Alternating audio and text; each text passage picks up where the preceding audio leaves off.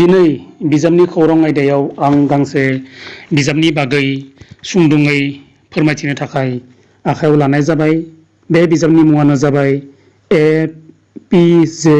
आब्दुल कालाम। बेयो जाबाय गांसे जिउ खौरां बिजाब। बे बिजाबखौ बर'आव राव दानस्लायदों बाबुराम ब्रह्म बिथाङा। बिजाबखौ फोसावदों किताब समलय, पानबाजार, गुवाहाटी 1। बिजाबनि बेसेना जाबाय 30 रां।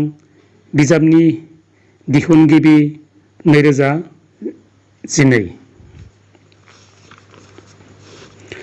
नायखां बिलाइ बायदियै सेथियाव खेंफोरथि, नैथियाव जोनोम आरो सिनायथि, थामथियाव सोलोंथाइ लाजेननाय, ब्रैथियाव नैथि मुलुग दावहा, बाथियाव जालालुद्दिन आरो शामसुद्दिननि लोगो, दथियाव गोजौ फरायसालियाव कालाम, स्निथियाव जौगामा फरायसालियाव कालाम, दाइनथियाव माद्रास इनस्टिटिउट अफ टेक्न'लजियाव, गुथियाव हिन्दुस्तान एर'न'टिक्स लिमिटेड आव, जिथियाव खामानि नागिरनायाव, जिसेथियाव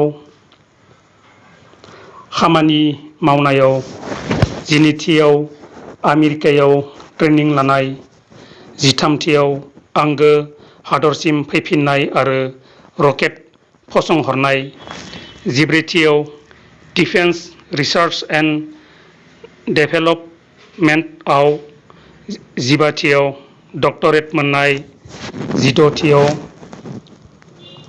भारत रत्नजों मान बावजानाय, जिस्निथियाव गुन्द्रासा बमा बेफ्रुहोनाय, जिदाइनथियाव हाबा जायि कालाम, जिगुथियाव जालालुद्दिननि जिउ थुंगेनाय, नैजिथियाव बिफा गोमानाय, नैजिसेथियाव लोगो मावथिफोरनि मेगन सानाय, नैजिनैआव हायुंगिरि बिसायख'थि आरो नैजिथामथियाव डक्टर आब्दुल कालाम मानसिया। थारैनो बेयो गांसे बेसेन बहरा थामहिनबा फरायनो गोनां बिजाब। जाय बिथांमोना बे बिजाबखौ दासिम फरायाखै, फरायनो नाजा। बिजाबनि बेसेना 30 रांल'। बिजाबखौ फोसावदों किताब समलय, पानबाजार, गुवाहाटी 1।